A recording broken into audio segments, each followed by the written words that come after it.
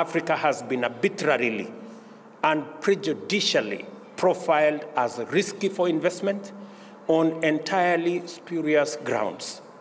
As a result, the volumes and financing available for African development are traditionally minute, and the cost of these finances is notoriously extortionate. It is difficult to avoid concluding that in terms of development financing architecture, the global system is rigged against African progress. It is our role, members, honorable members, it is our role to persistently bring to the attention of the world the importance of abandoning a fundamentally unjust global financial system and the prejudicial biases and attitudes that underpin it, not solely for Africa's sake, but to avert the collective peril of humanity. As African leaders, we have to canvass this agenda at every available opportunity in every forum. It is clear now that the climate crisis will be brought under control once the global financial and governance frameworks facilitate Africa to emerge as the champion of a green industrial revolution. To get there, we have to deepen African unity, sustain and intensify our collaboration, and speak in one firm, clear voice.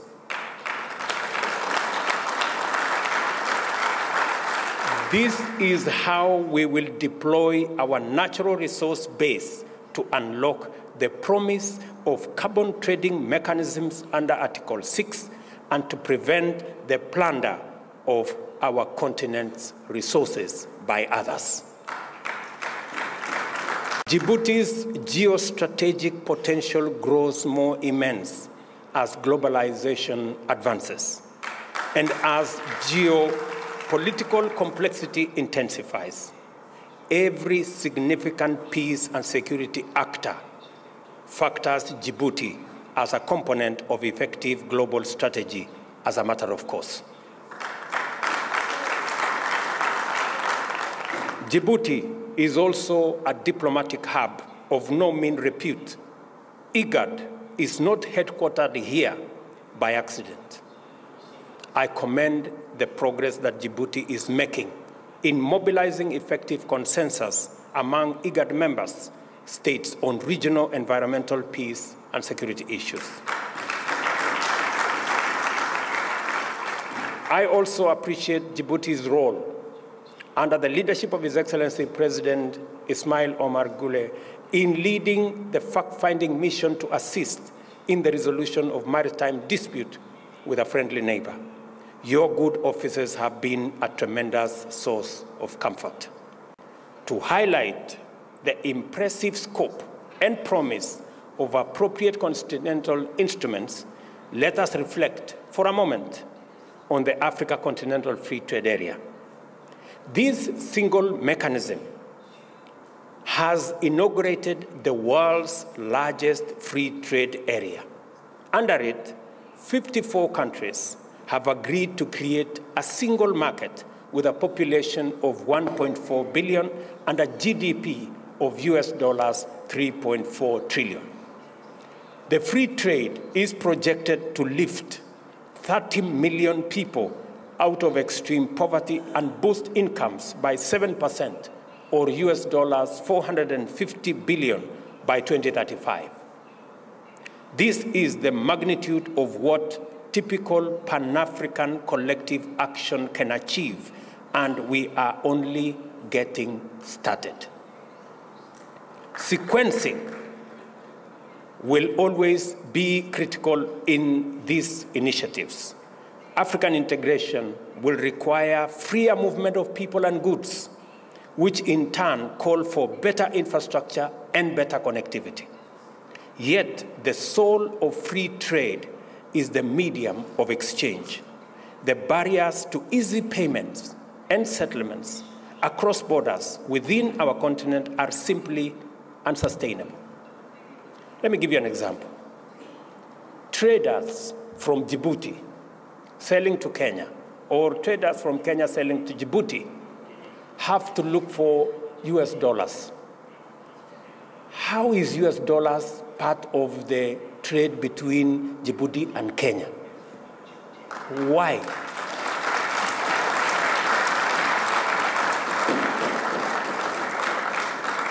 And we are saying that today, Africanism Bank have given us a mechanism where traders in our continent can trade in their goods and services, and the Africanism Bank will settle payments in local currency.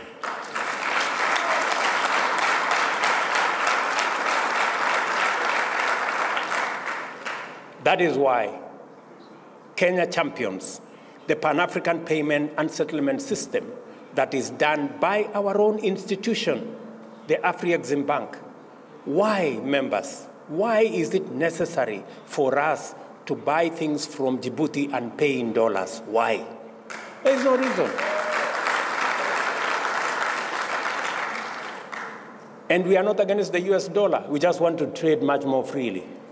Let us pay in US dollars what we are buying from the US. But what we are buying from Djibouti, let's use local currency.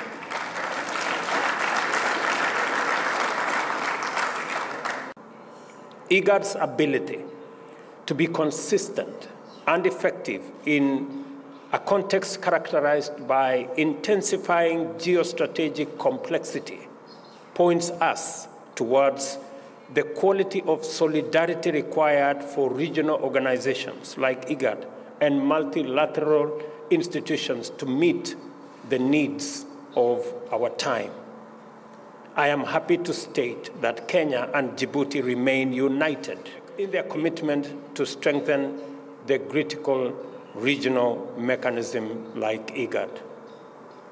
I therefore take this opportunity to thank the government of Djibouti for its steady commitment and unwavering support for IGAD, especially as the organization's gracious host.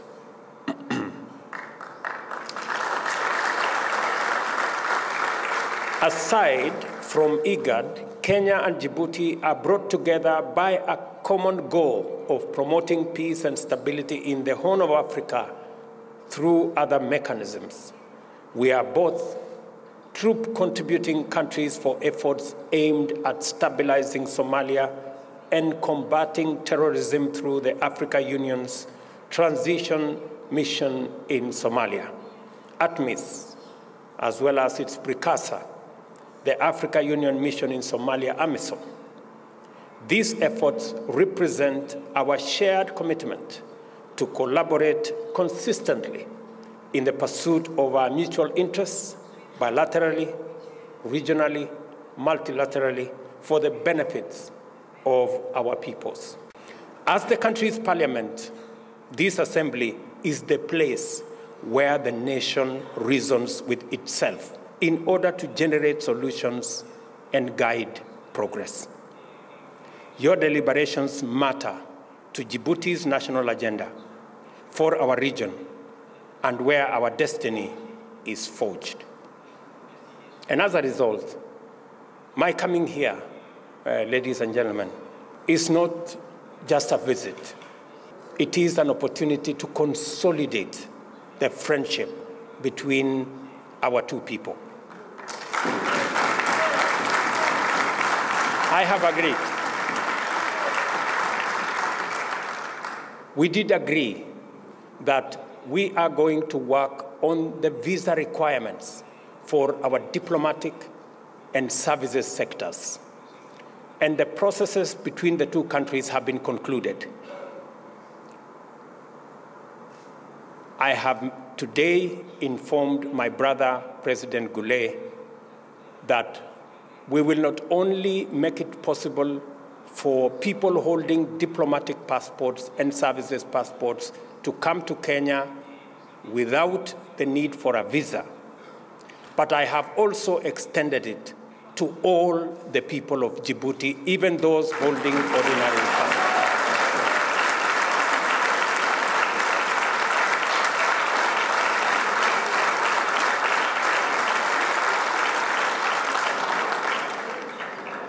From today, it is now possible for you to travel to Nairobi and Kenya without the requirement of a visa.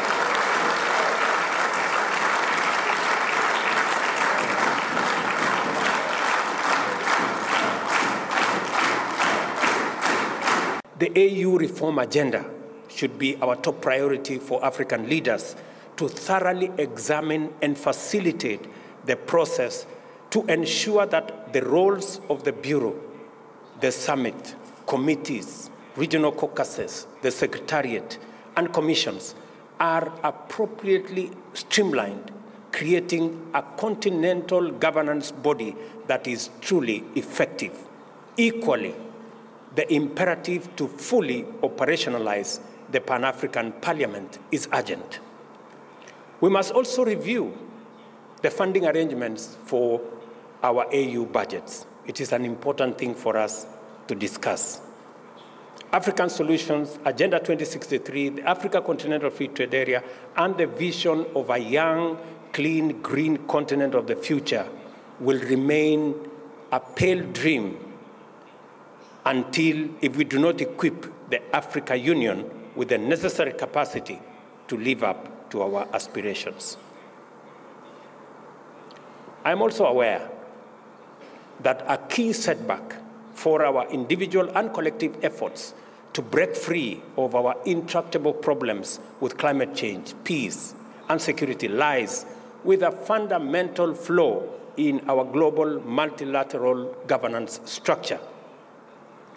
The apex organ of the UN system, you all know, the Security Council, persistently manifests a continental resistance to the values and principles that inspired the formation of the UN and which the institution is mandated to promote and defend.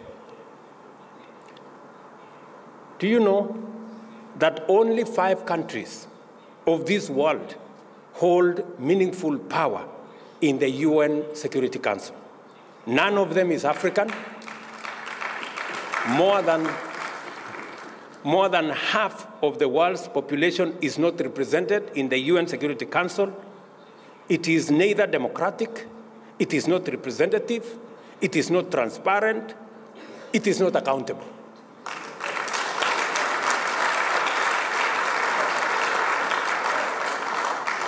As a result, it is unable to effectively respond to the pressing peace and security needs of the parts of the world most affected by conflict and insecurity in our global south.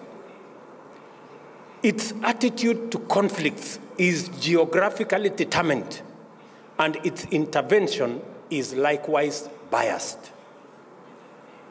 In 2023, it should not be possible for the foremost institution of global governance to remain so egregiously exclusive and non-representative and claim to stand for any meaningful human norm.